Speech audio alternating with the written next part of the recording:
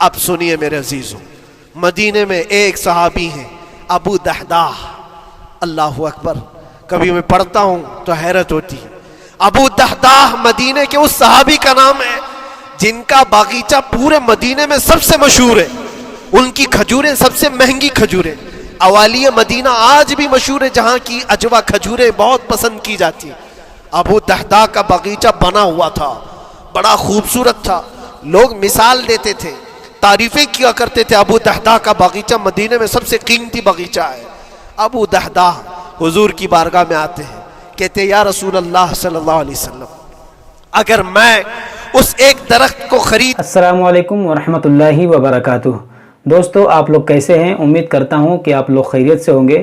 اللہ تبارک و تعالی آپ سب کو شاد و آباد رکھے، دین و دنیا کی دولت سے مالا مال فرمائے، آمین یا رب العالمین۔ آج ہم مفتی سلمان اظہری صاحب کا یہ بیان سنیں گے، اور دوستو یہ بہت ہی پیارا بیان ہے۔ اس بیان میں مفتی صاحب نے بہت ہی دلچسپ واقعہ سنایا ہے ایک صحابی رسول کا، کہ کس طرح انہوں نے صرف ایک درخت حاصل کرنے کے لیے اپنی پوری باغ اس یہودی کے ہاتھ میں دے دیا۔ یہ بہت ہی دلچسپ واقعہ ہے میرے بھائیوں، آپ اس واقعے کو پورا سنیں۔ اور دوستو اسی طرح کے بیانات سننے کے لیے آپ ہمارے چینل کو سبسکرائب بھی کر لیں، اور اگر بیان اچھا لگے تو اس ویڈیو کو لائک بھی ضرور کریں۔ تو آئیے ہم بنا کسی دیری کے مفتی صاحب کا یہ پورا بیان سنتے ہیں۔ اللہ کے نبی صلی اللہ تعالیٰ علیہ وسلم مجلس میں بیٹھے، ایک صحابی کا مسئلہ تھا۔ ایک صحابی کا مسئلہ ایسا تھا کہ وہ صبح جلدی دوڑ کر کے چلے جاتے تھے۔ صحابہ نے ان کی شکایت کی کہ یہ فجر میں اتنی جلدی چلے جاتے ہیں کہ کسی سے ملتے ہی نہیں۔ حضور نے پوچھا کہ وجہ کیا ہے؟ ان سے پوچھا گیا تو انہوں نے کہا یا رسول اللہ صلی اللہ علیہ وسلم، میرا گھر ایک یہودی کے گھر سے لگا ہوا ہے، اور یہودی کے گھر پہ ایک کھجور کا درخت ہے جس کی شاخیں میری آنگن میں بھی آتی ہیں، اور پکی کھجوریں صبح صبح میرے آنگن میں گر جاتی ہیں۔ میں اس لیے جلدی دوڑ کر کے جاتا ہوں، میرے بچے اٹھنے سے پہلے وہ کھجوریں جمع کر کے میں اس یہودی کو دے دوں کہ کہیں انجانے میں میرا کوئی بچہ وہ کھجور کھا نہ لے۔ ہمارے لیے وہ حلال نہیں ہے۔ یہ صحابی رسول کا عمل تھا۔ اللہ کے نبی صلی اللہ علیہ وسلم نے فرمایا، اپنے بچوں کو حلال کھلانے کے لیے اتنی فکر۔ عزیزان گرامی وقار، اب سنیے، یہ تو حالات ایسے ہو گئے، یہاں بڑے بڑے درخت ہی نگل گئے، کھجور تو چھوڑے، ڈکار بھی نہیں۔ حرام چیزوں کے اوپر تو کئی لوگوں کی زندگی آباد۔ خیر، حضور پاک صلی اللہ علیہ وسلم نے ان کا مسئلہ دیکھ کر کے، ان کی تکلیف کو دیکھ کر کے اپنے صحابہ میں اعلان کیا، کوئی ہے جو اس یہودی کا درخت خرید کر کے میرے اس صحابی کو دے دے، میں اسے جنت میں پورا باغیچہ عطا کروں، جنت میں پورا باغ اسے عطا کروں۔ صحابہ، ظاہر سی بات ہے، ایک بار حضور نے فرمایا تو پھر اس کو حاصل کرنے کے لیے ایسی دوڑ لگتی تھی، سب گئے، میں حاصل کر لوں، میں حاصل کر لوں۔ اب اس یہودی کو منانا تھا کہ تو ایک درخت جو ہے اپنے پڑوسی کو بیچ دے، آنگن میں اس کے ہے، بیچ دے۔ اب اس کو لگا کہ ان لوگوں کی ضرورت ہے، مجبوری ہے، تو وہ بھی اکڑ کر بیٹھا کہ مجھے بیچنا نہیں، مجھے دینا نہیں۔ اب سنیے میرے عزیزوں، مدینے میں ایک صحابی ہیں ابو دحداح، اللہ اکبر، کبھی میں پڑھتا ہوں تو حیرت ہوتی ہے۔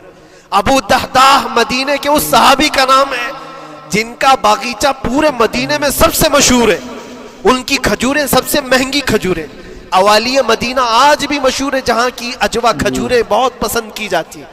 ابو دحداح کا باغیچہ بنا ہوا تھا، بڑا خوبصورت تھا، لوگ مثال دیتے تھے، تعریفیں کیا کرتے تھے، ابو دحداح کا باغیچہ مدینے میں سب سے قیمتی باغیچہ ہے۔ ابو دحداح حضور کی بارگاہ میں آتے ہیں، کہتے ہیں یا رسول اللہ صلی اللہ علیہ وسلم، اگر میں اس ایک درخت کو خرید کر کے وقف کر دوں تو کیا میرے آقا مجھے بھی ملے گا جنت میں؟ اللہ کے نبی نے فرمایا، جو میں نے وعدہ کیا ہے وہ تجھے بھی عطا کیا جائے گا۔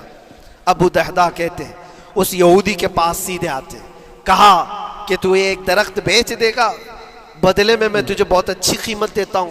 اس نے کہا کیا دو گے؟ کہا مدینے میں ابو دحداح کا باغیچہ تمہیں پتہ ہے؟ اس نے کہا ہاں جانتا ہوں، نام بہت سنا ہوا ہے۔ کہا وہ پورا باغیچہ اس ایک درخت کے بدلے دے دیا جائے گا، ایک درخت کے بدلے دے دیا جائے گا۔ اس یہودی نے کہا کیا مذاق کر رہے ہو؟ یہ کیا مذاق ہے؟ میرے آنگن میں उगे हुए एक दरख्त की वजह से अबू दहदा का इतना कीमती बगीचा दे दिया जाएगा, ये कैसे पॉसिबल है? उस सहाबी ने कहा अल्लाह के नबी की बात है, हम मजाक नहीं करते। हमारे लिए वो एक बगीचा क्या, ऐसे 70 बगीचे हों नबी पाक की बात पर हम सब अता करते, सब हम वक्फ कर दें।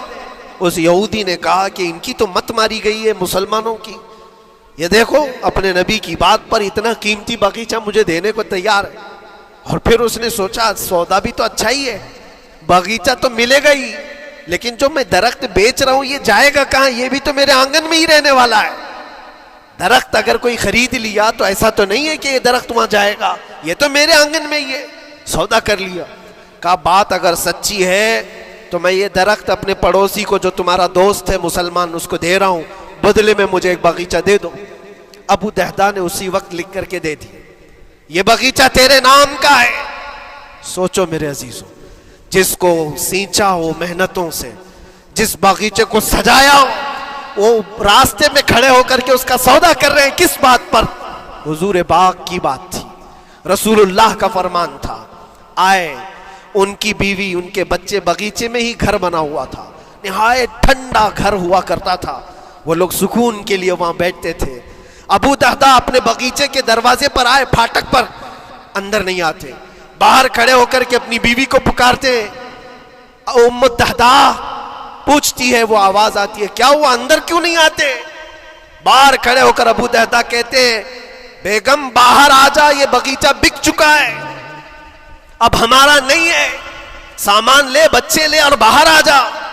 बीवी ने कहा ये कैसे अचानक, ना कुछ कहा ना कुछ बताया, लेकिन वो औरतें दुनियादार औरतें नहीं थी।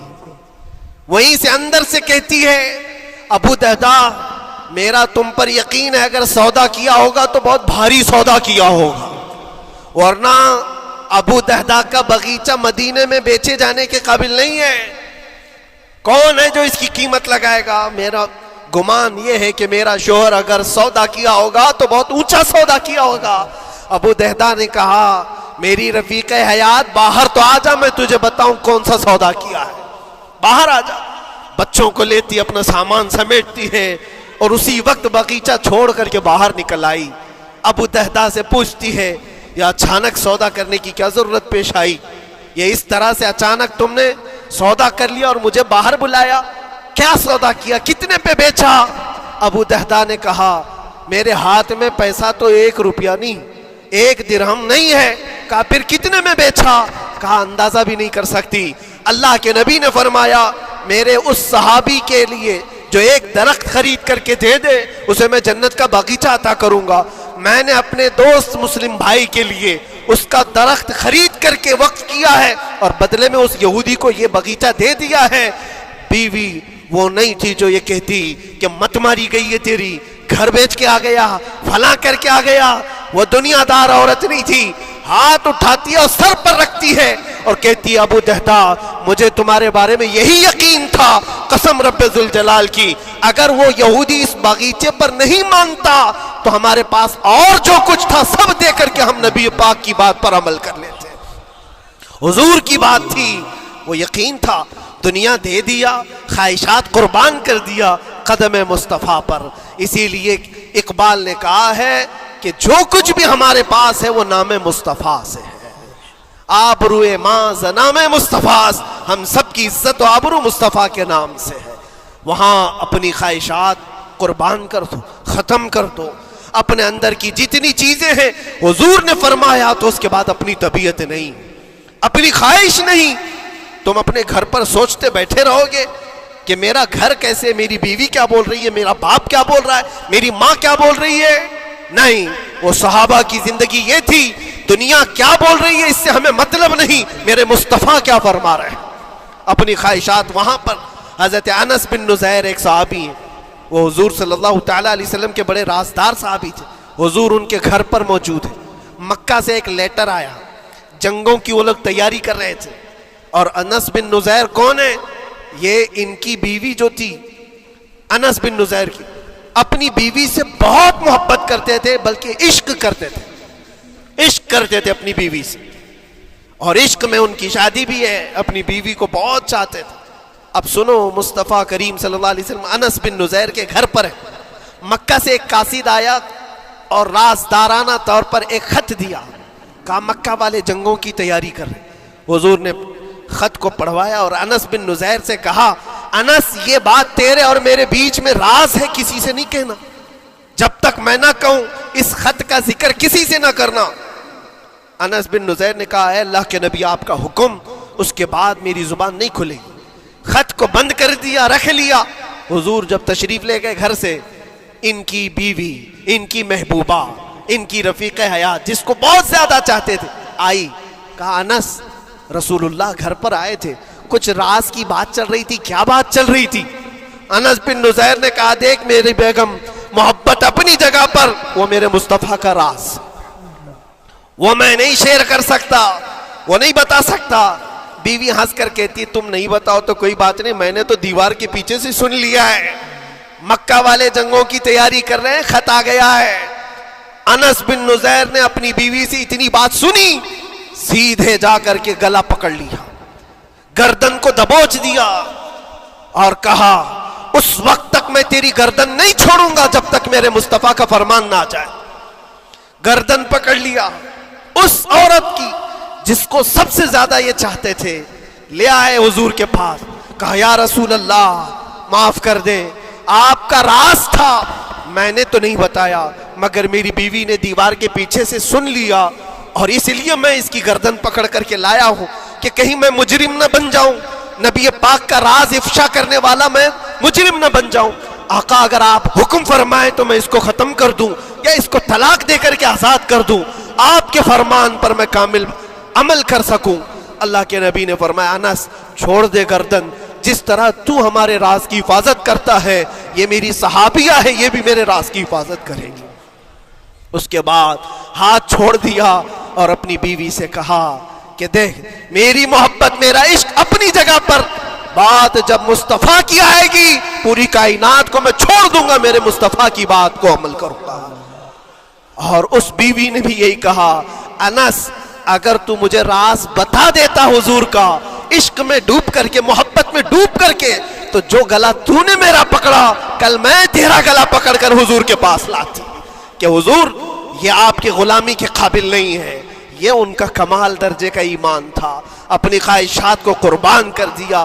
ایک مدینے کی خاتون ایسی ہے، سب سے زیادہ حسین و جمیل لڑکی ہے، حضور کے پاس ایک حبشی کالے رنگ کے صحابی ہیں، آئے کہا یا رسول اللہ مجھ سے کوئی شادی نہیں کرتا۔ حضور نے فرمایا کہ جا میں تیری شادی کے لیے ایک جگہ پر پیغام بھیجتا ہوں، اور بھیجا اس لڑکی کے گھر، انصاری صحابی کی ایک لڑکی اتنی خوبصورت ہے مدینے میں، ان کے گھر بھیجا۔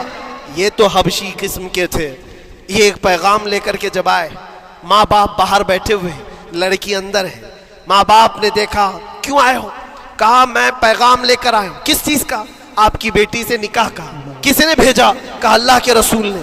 ماں اور باپ ہیں، شکل و صورت دیکھی اور ان کی حسینہ بیٹی، کہا ٹھیک ہے تم جاؤ واپس، ہم حضور سے بات کر لیں گے۔ اتنا ہی کہا، ٹال دیا ہوگا۔ وہ صحابی جو آئے تھے کالے رنگ کے، انہوں نے کہا یہ تو روز کی بات تھی، ہر جگہ ریجیکٹ ہوتا ہی تھا، میرے لیے تعجب کی بات نہیں تھی، میں تو واپس آیا حضور کے پاس۔ ہوا گھر میں کیا، اندر جوان لڑکی جو گھر میں موجود تھی بھر آئی، کہا ماں باپ سے پوچھتی ہے کہ اماں کون آیا تھا؟ کہا ایک نوجوان نکاح کا پیغام لے کر کے۔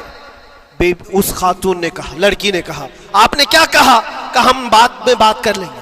کہا آپ کو اندازہ نہیں آپ نے کتنی بڑی خطا کی ہے، اللہ کے نبی کا فرمان آیا تھا اور آپ نے ٹال دیا، میں تیار ہوں اس کے ساتھ نکاح کرنے کے لیے، نبی پاک کا حکم ہے۔ ماں باپ نے کہا بیٹا تو نے دیکھا ہے، بیٹا تو نے دیکھا جو پیغام لے کر کے آیا تھا وہ تیری میچنگ کا ہے یا نہیں تو نے دیکھا؟ اس نوجوان نے کہا، اس لڑکی نے کہا میں نے پیغام لے کر آنے والے کو تو نہیں دیکھا، آمینہ کے لال کو تو دیکھا ہے، جس نے پیغام بھیجا ہے اس کو دیکھا ہے، اس کے حکم کے بعد پھر کسی کو دیکھنا بنتا ہی نہیں ہے۔ وہ دونوں ماں باپ دوڑتے ہوئے حضور کے پاس آئے اور وہ صحابی ابھی بتا ہی رہے تھے कि मैं रिजेक्ट होकर के आया हूं। तभी माँ बाप भी दौड़ करके आए, कहा या रसूल अल्लाह खता हो गई, हमने ताखीर की आपके हुक्म में, ए अल्लाह के नबी हम राजी हैं, अपनी बेटी का निकाह इन्हीं के साथ करेंगे जिनका पैगाम आपने भेजा है। क्या अपनी ख्वाहिशात को हुजूर के कदमों में लाकर कुर्बान नहीं किया? लेकिन निकाह हुआ भी। वो नौजवान अब्दुल्ला अस्वद निकाह का हुजूर ने निकाह करवा दिया मस्जिद नबी, और हजरत उस्मान से कहा कि इनको कुछ पैसा दे दो, माल दे दो, शादी का सामान तो खरीद ले, जहेज ले ले, अपना घर सजा ले। उनको सहाबा ने पैसे दिए, गरीब थे, मैं बाजार में जाकर अपनी शादी का सामान खरीद रहे थे। शाम के वक्त ऐलान हो गया, मुशरिकीन मक्का ने मदीने पर हमला किया है, अल्लाह के नबी जिहाद में निकल रहे हैं। ये अब्दुल्ला अस्वद जिनका निकाह मस्जिद में हुआ और रात को सुहाग रात आज थी, आज अपने घर दुल्हन लाने वाले थे, जो घर सजाने के लिए सामान खरीदना था जाकर के घोड़ा खरीद रहे, तलवार खरीद रहे, और उसके बाद जंग में इस्तेमाल होने वाला सामान खरीद रहे। सब पैसे खर्चा कर दिए जंग के इस्तेमाल के, जीरा खरीद ली, वो टोपी खरीद ली लोहे की, सब खरीद करके सीधे मैदान जंग में आ गए। सहाबा भी पहचान नहीं रहे थे, सहाबा भी नहीं पहचान रहे थे, वो गरीब साहबी कभी घोड़े पर नहीं बैठे, लेकिन शादी का पूरा पैसा ये जंग के सामान में लगा दिया। और जब जंग शुरू हुई ओहद की, मैदान जंग में जब सहाबा लड़ रहे थे, हुजूर पाक पूछते अपने सहाबा से, ये एक जवान है जो पूरा चेहरा ढका हुआ है, घोड़े पर बैठा है, जवां मर्दी के साथ लड़ रहा है, ए मेरे सहाबा जानते हो कौन है ये? सहाबा गौर से देखते और कहते या रसूल अल्लाह, ये मदीने का नहीं लगता, हमारे आपस का नहीं है, कहीं बाहर से आया है। हुजूर ने फरमाया जाके गौर से देखो, उसकी काली काली कोहनियों से मैं पहचान रहा हूँ, वो मेरा अब्दुल्ला अस्वद है। आज मैंने उसको शादी के लिए पैसे दिए थे, वो सारे पैसों से ये जंग का सामान खरीद करके लाया है। शाम होने से पहले खबर आई, अब्दुल्ला अस्वद को जालिमों ने शहीद कर दिया था, कत्ल कर दिया था, और वो मिट्टी में गिरे हुए थे। हुजूर खुद चल करके आए, अब्दुल्ला अस्वद के पास आ करके बैठते हैं और सर उठा करके अपनी गोद में रखते हैं, चेहरे से धूल को साफ करते हैं, और फिर फरमाते हैं अल्लाह के कुछ बंदे ऐसे हैं जो अल्लाह से किया हुआ वादा पूरा करके दिखाते हैं। सारी दुनिया एक तरफ, फरमाने मुस्तफ़ा एक तरफ। मेरे अजीजों, ये ख्वाहिशात की कुर्बानियां हैं, जब जाकर के ईमान तकमील पाता है। बस आखिर में इतना कहूंगा, हमारा ईमान सिर्फ इतना होना है, उन्हें जाना उन्हें माना, ना रखा गैर से काम, लिल्लाहिल हम्द में दुनिया से मुसलमान गया। उठो कुव्वत इश्क से हर पस्त को बाला कर दो, दहर में नामे मोहम्मद से उजाला कर दो। व आखिर दावा। तो मेरे भाइयों, आप लोगों ने बयान सुना, देखें ये हैं सहाबा, ये है सहाबा का जज्बा कि हर अपना सब कुछ हर वक्त कुर्बान करने के लिए हमेशा तैयार रहा करते थे। तो मेरे भाइयों, अल्लाह ताला से दुआ करें कि अल्लाह ताला हमें भी इस तरह का जज्बा अता फरमाए। तो आप लोगों को ये पूरा बयान कैसा लगा, कमेंट बॉक्स में कमेंट करके ज़रूर बताएं। अस्सलामु अलैकुम व रहमतुल्लाह।